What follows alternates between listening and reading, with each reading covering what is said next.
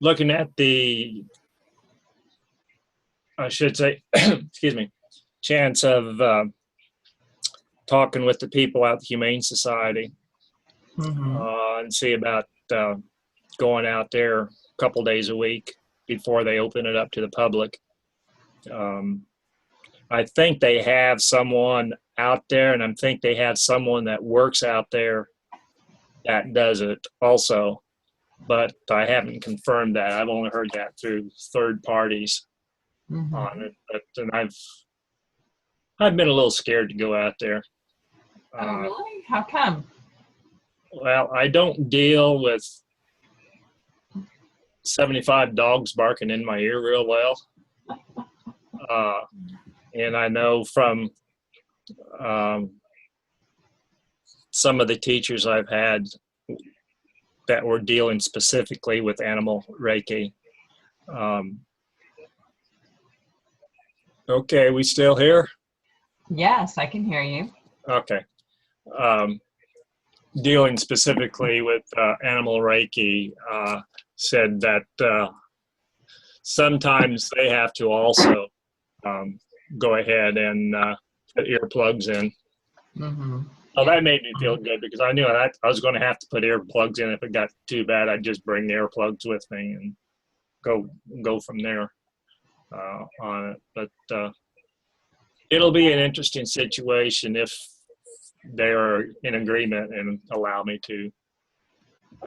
So I'm keeping my fingers crossed on that. And well, that sounds great. 75 barking dogs. Yes, that. That's not counting the cats and the mice and the rats and other little things out there. They have mice and rats that are pets? Yeah. They feed them to the snakes. No, they don't do that. These are things that have been turned in basically for adoption. This is have a lot of different things, although the primary is dogs and cats. But they've had birds at one time. I know snakes at one time. And in their new facilities, they is a lot bigger than their old facilities were. So, and I have not been in the new facilities, so I don't know exactly what it's like. Okay. All right. Well, welcome, Kathleen. And who is 303 area code? That would be Kevin from Dallas. Kevin from Dallas. Hi, how are you? Good. I got a little stuffy, but I'm good. Okay. How is your Reiki practice going? Fairly well. Work's been crazy, but I actually had 4 sessions last weekend. Really? In one day. Wow. Yeah. I had a friend who's a volunteer, recipient, and then her daughter, well, actually her son, and then her son's girlfriend. They're both 18. They were there. They came over, and I worked on them a little bit. And then another friend later on that evening had a horrendous weekend emotionally, and I went and worked on her late at night. So, wow. But yeah, it was actually pretty crazy. I'm sorry. What did you say? I'm sorry. It was actually pretty amazing experience.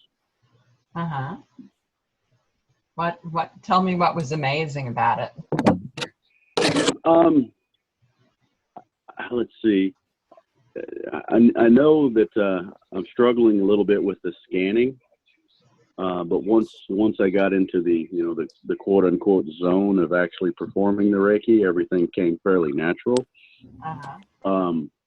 The 18-year-old girl, she had some throat issues. Her name was Gabby, and she was just absolutely blown away. I worked primarily on her throat for 25 minutes at least, and she actually fell asleep and swore up and down that she was on a beach actually on a boat on a beach. I mean, she was adamant about where she was at. Sunset, the whole 9 yards. Wow. And then my friend's son, he was 100% unreceptive. his posture.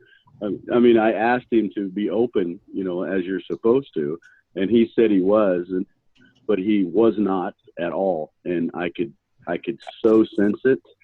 But he's an 18-year-old kid, and I don't want some strange guy touching me either. So, but what I found the most fascinating about it was to try to give Reiki to somebody who doesn't want it.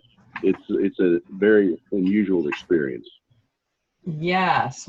So did it just feel like the energy wasn't flowing? No, the heat was there in the hands. And I was trying, honestly, I was trying, but I could just, it felt like I was giving it to a kitchen table, It was interesting. Let's just put it that way. I think there's a crucial component in the receptivity of the actual person receiving it. Yes. Well, you're right. There is. And if the person doesn't want it, they can block it.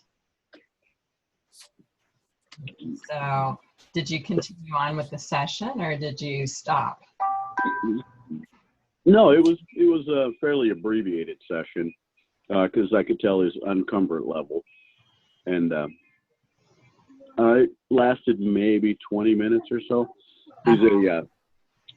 He's a baseball player, and I worked on his knees a lot. He's a catcher on a very successful state championship team right now. So, but bottom line is, the kid was completely unreceptive, and he told his mom that it's a bunch of hooey afterwards after I left. So, that's okay. Yeah. Well, that's okay. We don't need to force Reiki on anyone. We're not out to evangelize, and give it to those that are receptive. So it was good. Yeah. Well, 7:03. I want to just formally welcome everyone. Hello, Elaine. How are you? Hello, Karen. I'm fine, thanks. Great. So I am going to just open up with a prayer. So let's start by drawing the power symbol on the four walls, the ceiling, and the floor of our rooms.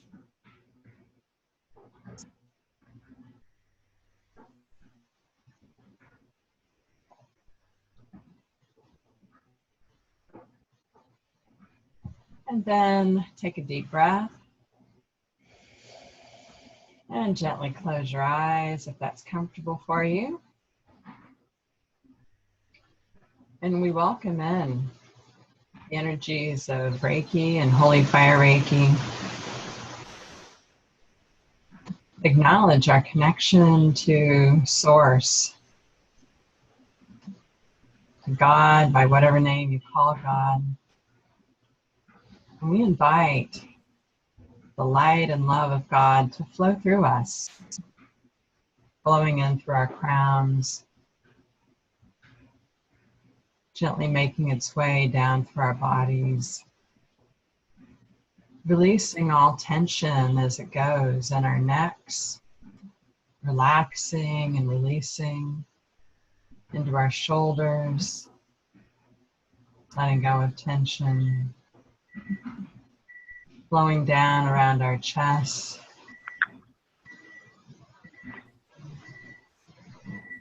and into our stomachs, helping them to let go and release. And then on down into our hips.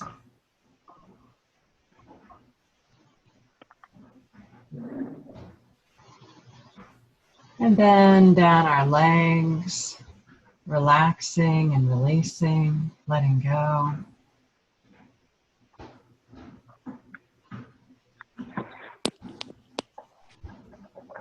All the way down to our feet. Sending the energy out our feet,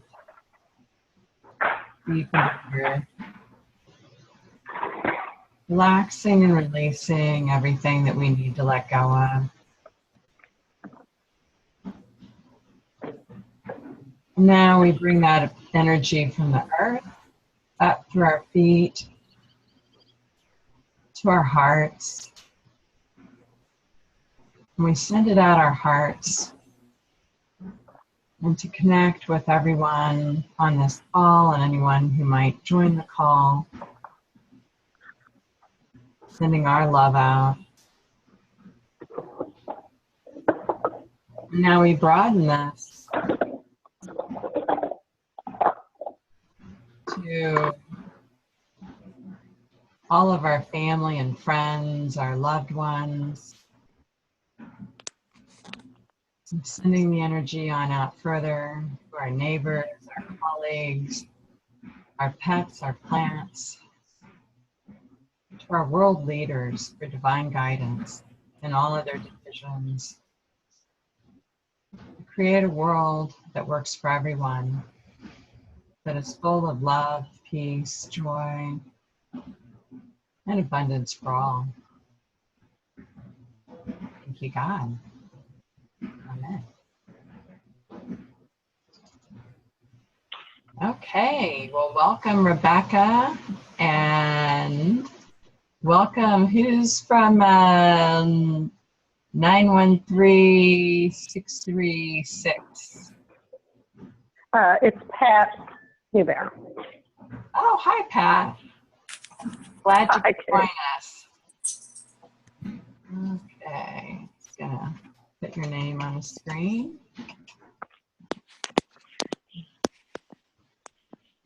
All right. And Rebecca, yeah, welcome. Thank you. Yeah. So I have some questions here to answer, but I am mostly interested in the questions that you all have. You know, so we make sure we discuss those first. Do any of you have any questions that you would like to talk about?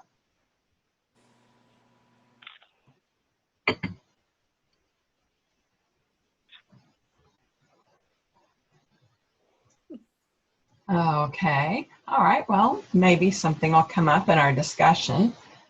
So I've been hearing a little bit from a few people about what they've been doing with Reiki, and you know, Richard was sharing that he's been working with dogs, and Kevin got a fast start and has been offering Reiki to, I guess, different friends and family members, even 4 sessions in one day. That's awesome. And Rebecca, what have you been doing with Reiki? I've been lots of self Reiki with my animals.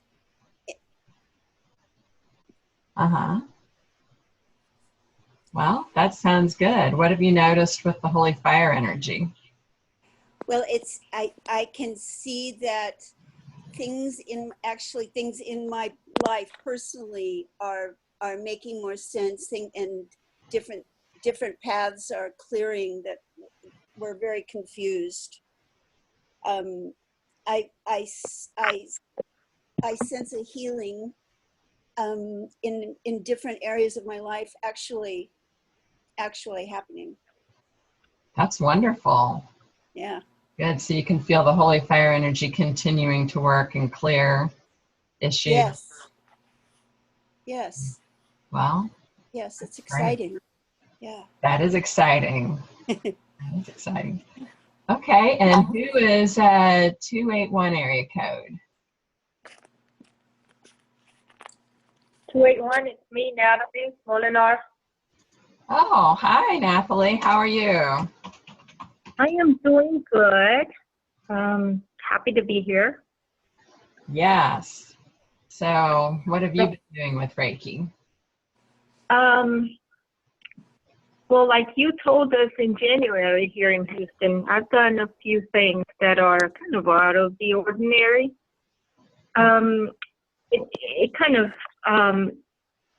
I gave it a try with the audit that we had in the office, and they've been to my desk 3 times now, and I've been clear all 3 times. Of course, I did Reiki before they came to my office the first time. Uh-huh.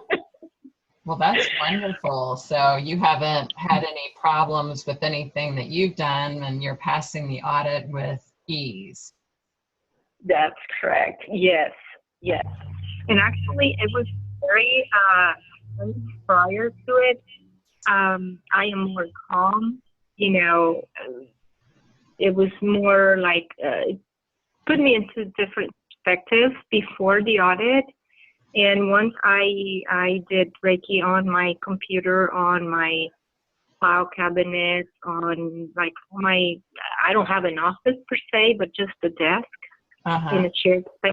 But I kind of did Reiki all over the place. So it was interesting to see how things have evolved, have transpired after that. Well, Yeah. that's great. So you've been able to be calmer during the whole thing too, it sounds like. Yes, yes, indeed. Okay, well that is worth it. I remember several years back, I got audited for 2 years of my business, and I sent Reiki to the auditor in advance. And when I looked into my bookkeeping, some of my records were not quite as pristine as I had remembered they were. Yeah. I had written off a tantric priestess in paradise trip to Costa Rica, and I was missing some of the records because I decided to pay for some of it personally. Anyway, okay.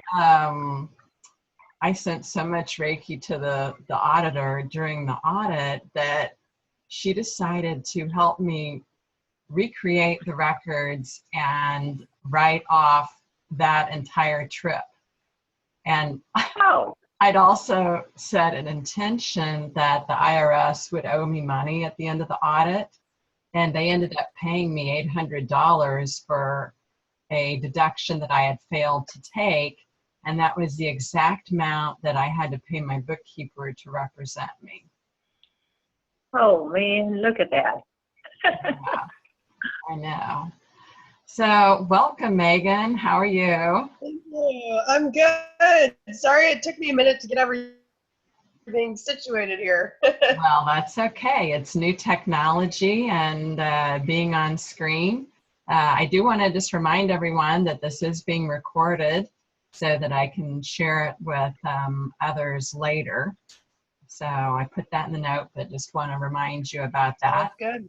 If you don't want your face on the screen, then you just click the stop video on the bottom left and it'll hide your face. But we're all beautiful, so let's share ourselves. So Megan, what have you been doing with Reiki? I mostly have been using it. I do self Reiki almost every day. I also do massage, so it tends to just show up when it wants to during massage sessions as well with clients. Yes. What are your clients noticing about sessions where you're using Reiki? Generally, they will be extremely relaxed. A lot of times they'll fall asleep, and they'll also tell me, they can feel heat in the spots where the Reiki is really flowing. That tends to be the response most people get. Yes. And do you find that you don't have to work as hard with massage when you're using Reiki? Yeah, definitely. It tends to melt things. Yes. Yes. I've always preferred going to I've always preferred going to massage therapists who have Reiki. Oh, what a cutie. Hi. Hi, What's your name? Chloe. Wow, what a pretty name. Does your mommy give you Reiki? She actually learned Reiki 1 as well. Wonderful. Well, that's awesome. I bet Chloe is really good at giving Reiki. Why does it look like my shirt's blue? This is a meeting for everybody. Well, look, yeah, I think your shirt is probably white, but that's the screen. Mhm. So, okay. Well, would anyone else like to share what you've been doing with Reiki?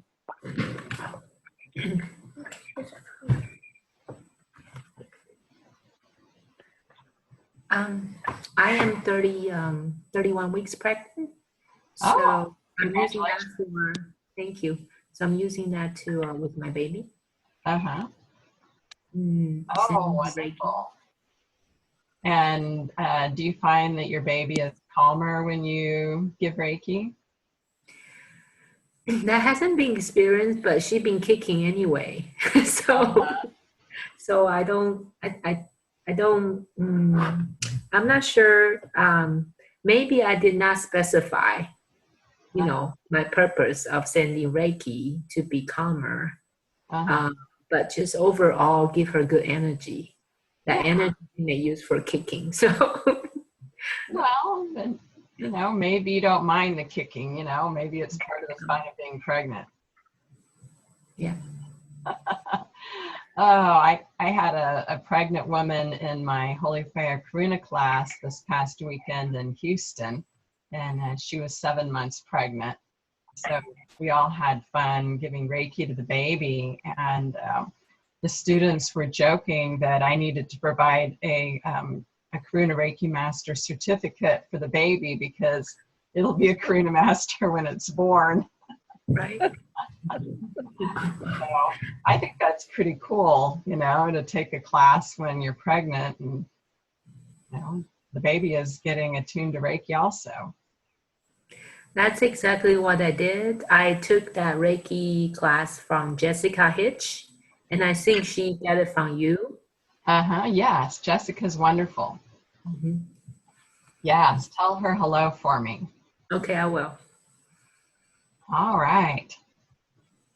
So before we get into our, you know, question time, I thought this would be a good time to send each other Reiki.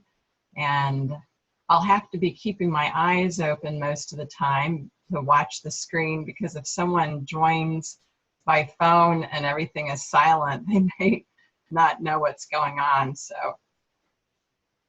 anyway, let's put our hands together in Gasho and tell our Reiki energy to turn on very powerfully and activate any symbols that you're attuned to. You can draw them or visualize them in your hands.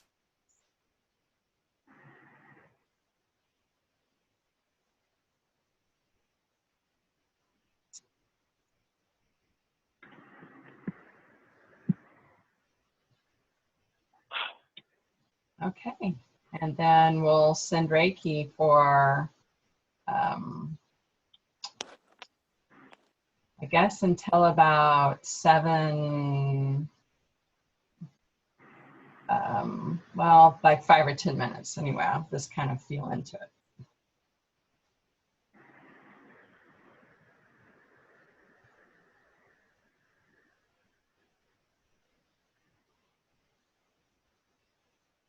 Oh, we're just intending to send Reiki to each other and anyone else that watches this recording later.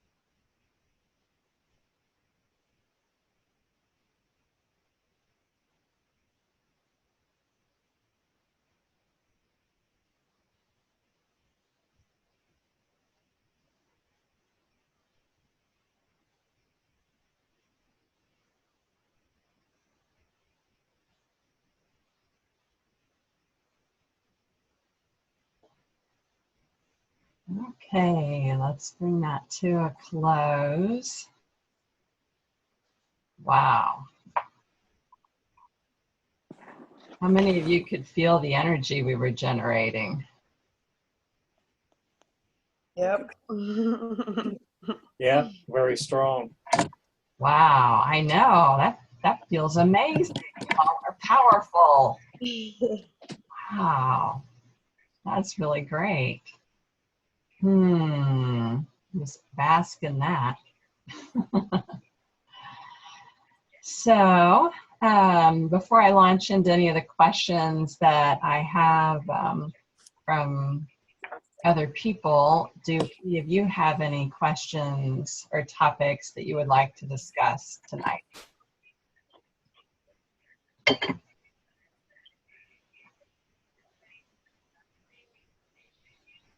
Yeah, maybe once you start with the other questions there, we'll probably come up with some. Okay, all right. Well, the first question is, do you need to strengthen your light and clear the space every time you do Reiki? How is that even possible if you're in an emergency? So, wherever possible, yes, I think it is a good idea to consciously prepare for your session by drawing the power symbol or the holy fire symbol, or the Yusui master symbol in front of you and on each of your chakras, and also to power up the room by using one of those symbols or more symbols to clear the energy in the room and strengthen the energy. And, do you need to do it every time? If you're going to give several Reiki sessions in a row, no, you don't have to do it every time. Sometimes I do, sometimes I don't. If I feel I need an extra boost, then I'll do it. If you're in an emergency and, just giving Reiki, well, that's an emergency. You just, send Reiki and just trust that it is all working out perfectly. So, what do you all do? Do you, power up with the symbols, or do you have other ways of powering up? Well, if I'm doing it like a conventional treatment, I start and I power up with the symbols in the room, and then working with the person. It kind of depends on what the situation is. But in an emergency, it's sort of like the intention. I think all of a sudden there's something that happens, like an accident on the side of the road, for example, or something. It's just the intention, and then somehow the energy, I can just feel it come. Mm-hmm. And I start sending it, and I'm not maybe aware that I'm going through all the symbols, but at least the power symbol, and then just start sending. That's what I've done in an emergency situation. Great. What about anyone else? What do you do if you need Reiki in an emergency? Well, I can't say anything about emergency because I've never been in a position where I needed to do it, or what I considered at least an emergency. But I do know that there have been times, normally I would go through the symbols, but there have been times that I may have been more in tune, thinking about it, and it's just like I feel like I'm there doing that, but it's not. I can't say it's under an emergency situation. Yeah. Well, with Reiki, intention is what is most important, and just intending to send it for the highest good of all concerned, I think, is the most important intention that we can have.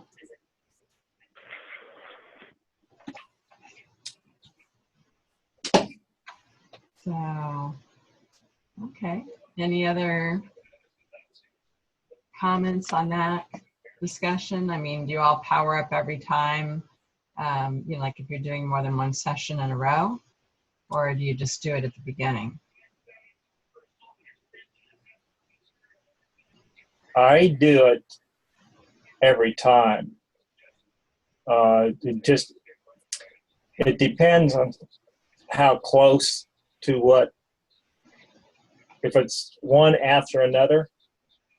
Mm-hmm. I would say, as I think about it, I clean myself between each session when it's that close together. I probably should, if I've done a couple in a day, probably should clean myself before I go to the other one, but I start over on the second one. Mm-hmm. Particularly with the animals, when I'm moving from animal to animal, I might not necessarily, it's like I put everything into a big bubble and work that way without clearing myself.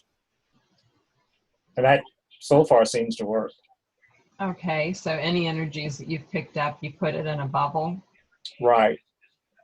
And if it's negative energy, then the bubble spits it out, what I call it. And the positive energy stays there. But the bubble covers, the example would be, if I've got 2 or 3 animals, or I'll use the Humane Society that I was mentioning to you earlier. You've got a lot of areas and runs where may have several dogs in one run, and then right next to it, several more dogs.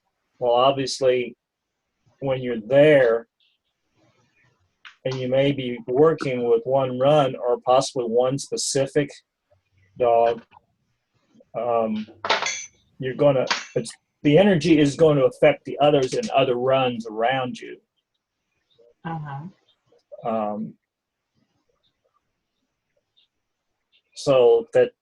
But those are not emergency situations, though. Mm-hmm. But I don't clear myself when I go from run to run to run. Mm-hmm. I just continue and build up more energy as I'm going, because I have heard, and I'm inclined to agree, that if you see the response of the animals calming down, and you can also hear it if you don't have earplugs in. It's almost like they're sending you Reiki at the same time, as long as the Reiki it's going to the others there. So you've got all this energy going from one run, or you may have 2 or 3 runs working with, and they're going around all those runs at the same time. By the time you finish up, you're able to really feel the energy. And I see it the same as what we were doing here with the 10 people here. The last time we had last month, we only had like 4 people, if I remember right. And the energy is a lot stronger tonight than it was last month with the more people we got. Mm-hmm. Yeah, it all adds up. Do any of you use a candle, like running your hands over a flame to clear your hands?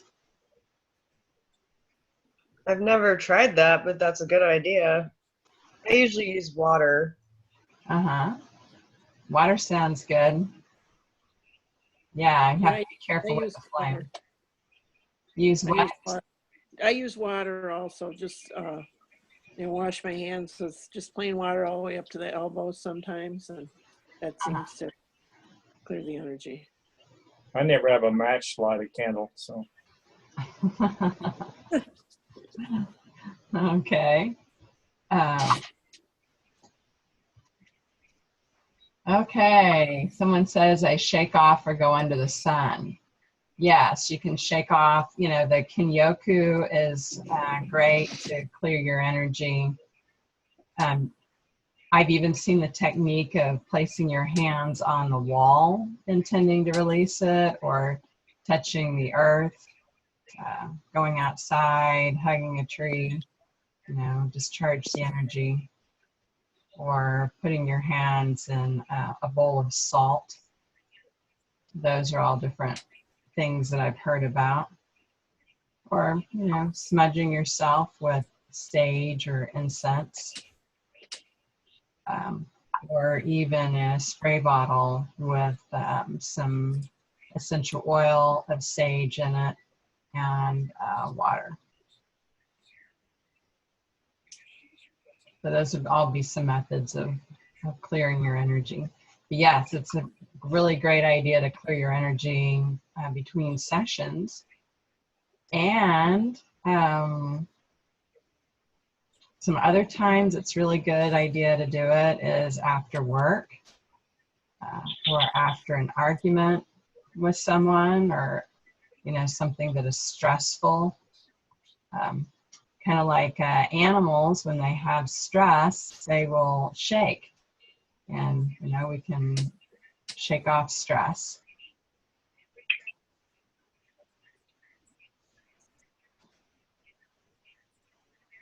Okay, any other comments on that discussion?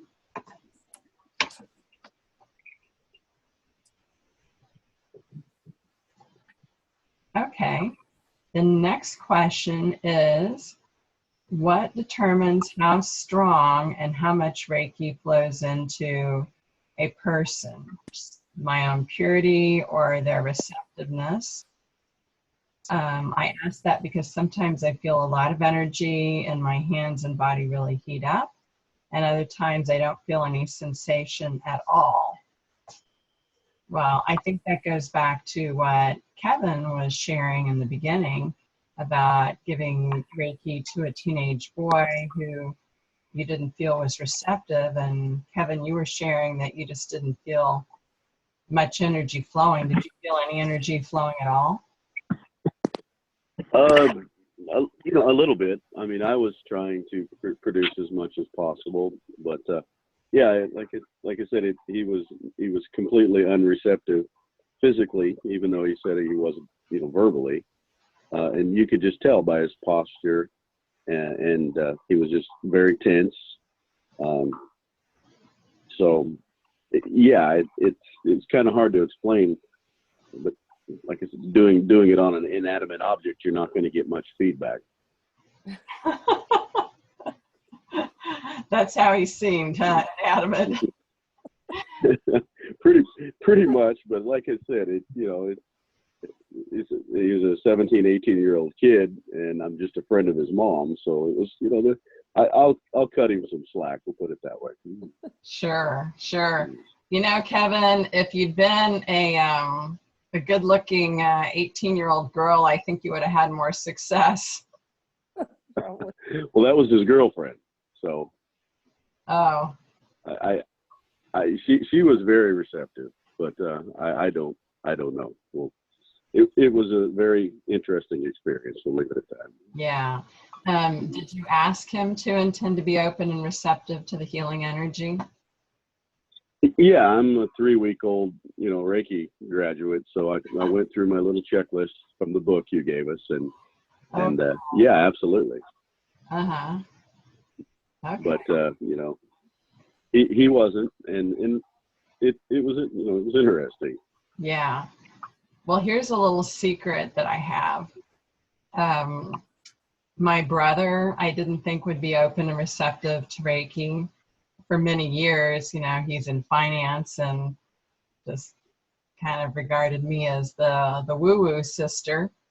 And I would find him challenging to be around at times. So when we were going to be getting together, I would send Reiki to his clothes, to his hat, to his shoes, to his truck, and to his dog. And that worked really well. I'm not sure if the Reiki was working on him or it was just working on me, being more open and receptive to him. But finally, about a year and a half ago, I started sending Reiki regularly to him and to his family.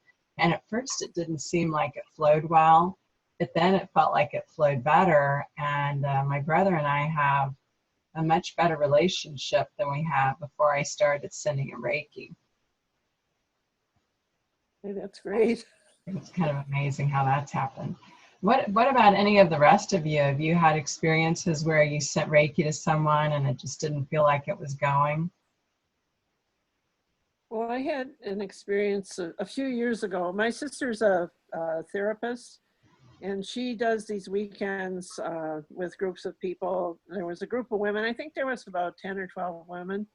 We were together for a whole weekend, and she asked me to come and do Reiki and massage, you know, to the participants. And they could have Reiki or massage, and it was, I noticed the difference because I was doing probably 3 or 4 at a time in the morning and the afternoon.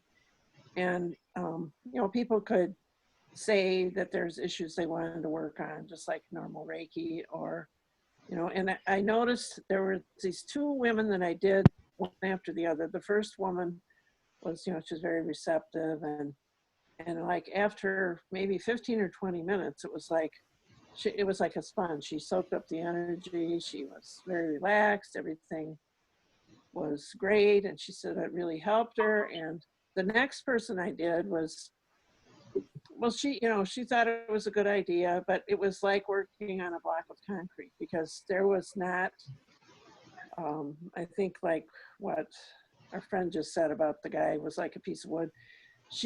I could have done Reiki on her for 2 hours, and I don't think one drop would have gone in, because she was just blocking it. She was laying there on the table looking like she was willing to receive it, but I could just tell. It was so marked because the 2 people were so different. And I mean, I've noticed that to different degrees, but having those 2 back to back, it was just amazing. So this just depends, because I was doing the same Reiki. It just depends on the person, I think, and how receptive they are. And sometimes you don't think people are receptive. I had an older man that I used to do massage on, and he thought it was a bunch of hocus pocus, and he says, "But you can do it if you want to. That stuff doesn't work." But I said, "Okay, at the end of the massage, I'll do a little bit, you know, Reiki on you." And after a couple of times, he says, "Did you do that thing you were talking about?" And I said, "Yes." He says, "You know, I think I feel better," because he wasn't, even though he didn't believe or didn't, he thought he was open enough to let it in. And it's just, you don't know if somebody is, but I could tell that he wasn't resisting. He was just, you know, I think because he was so relaxed from the massage that it just was, you know, that really, you should do that the next time too, he said. So it just, I don't know, it's up to the person a lot of times. Mm-hmm. Yes, I had one client that the energy just didn't seem to be going very well, yet, you know, she'd come every month. That what I find is that some people, especially people that are really mental, aren't as open to receiving the energy at times, and doing something to help them get out of their head and quiet their head down helps them to receive it. So adding in some sound healing can help with that. One of my favorite techniques is Reiki drumming. And all that is involved with that is I get a flathead drum, you know, the kind that's flat, and I draw some Reiki symbols over it. And then I beat it rhythmically so that it forms a trance-like sound. If you don't have a drum, you could use a singing bowl. Put some Reiki symbols in your singing bowl and play that. And about, I don't know, 5 minutes or so of that would help my client to relax enough where the energy would flow. And another thing that I found that is helpful, and this is a technique that massage therapists use, is to start a person face down, because in that position, you know, they aren't going to be talking, or at least not talking very easily, and it's more of a sign to relax. Do any of you have any other ideas about how to help a person be more receptive to Reiki energy? Well, I think music helps. You know, if you have some, usually play some soft music, meditation type music, and that helps me if I'm getting work done too. Yes, yeah, I think music is very important. I like the music from Janalia Hoffman. Her website is rhythmicmedicine.com, because she's a music therapist who has specially designed music at 80 beats a minute that slows to 50 beats a minute. It's slow and methodical and helps the body to relax, because your body starts to entrain with the slow rhythmic beat of the music. Where if you play something that is more spirited or is changing, the body will entrain to that, and a person won't be able to relax as much. Would you mind repeating that website? Sure, it's rhythmicmedicine.com, and I'll spell it because that's a hard word to spell. It's www.rhythmic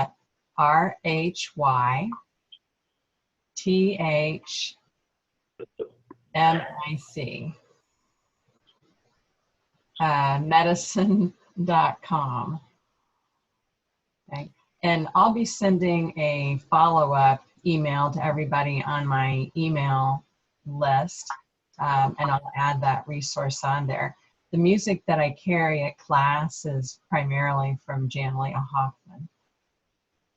She has musical massage, musical acupuncture, hypnotic music, musical biofeedback, and more. So those are some of my favorites. So music, essential oils can help a person to relax. If you put lavender on your hands from Young Living, or Stress Away, put that on your hands, hold it right over the person's face so they're breathing it. You know, that can help them to relax and be more receptive to the energy. So some other oh, go ahead. Yes, I'm sorry. What about frankincense? Mixing it with, like, creating a blend that also has a little bit of frankincense, given that it assists in meditation, would that kind of help induce that more in tune with the body? Yes, absolutely. Yes, that would be, frankincense is wonderful with meditation and to reduce worry. That would be great. Oh, okay, a person asked to spell the name of the musician. Her first name is Janalia, Janalea, and her last name is Hoffman, Hoffman. And she also commented that she sends Reiki to her husband's car to keep him safe. Yes, I bet we all do that for our teenagers too, you know, and our young adult kids. And old adults. Yes, and I do it on my car. I was just in Houston, and oh my, yes, I was using a lot of Reiki. The traffic there is crazy, and it's kind of stressful. So some other things about strengthening your Reiki energy.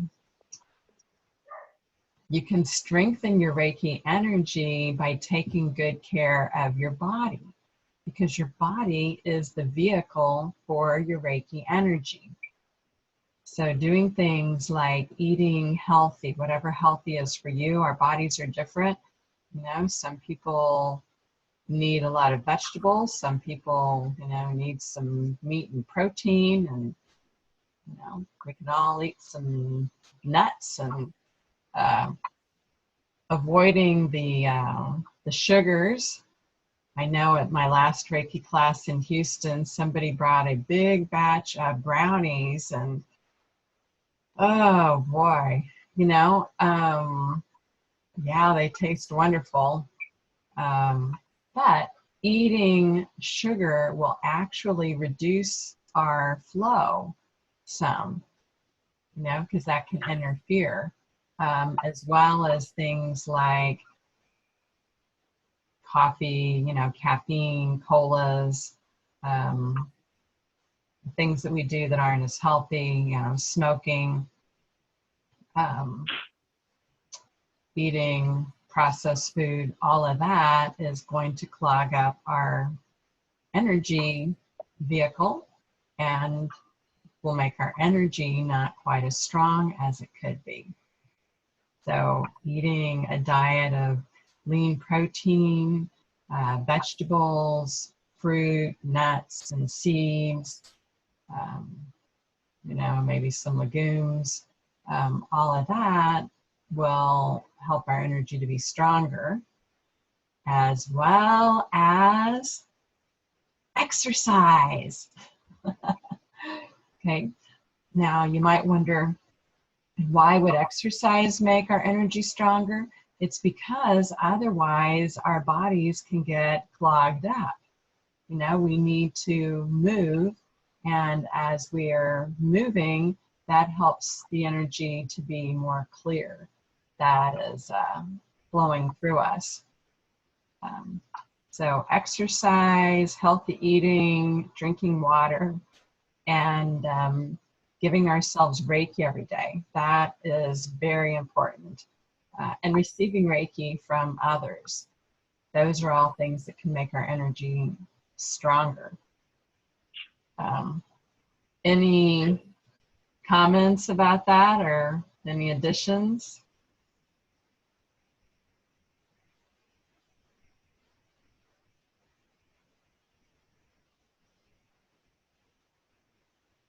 Okay, well, we are coming to the end of our time, and I will be sending you all a follow-up email, probably sometime tomorrow, with the resources that we talked about tonight, and posting this for anybody that missed the call.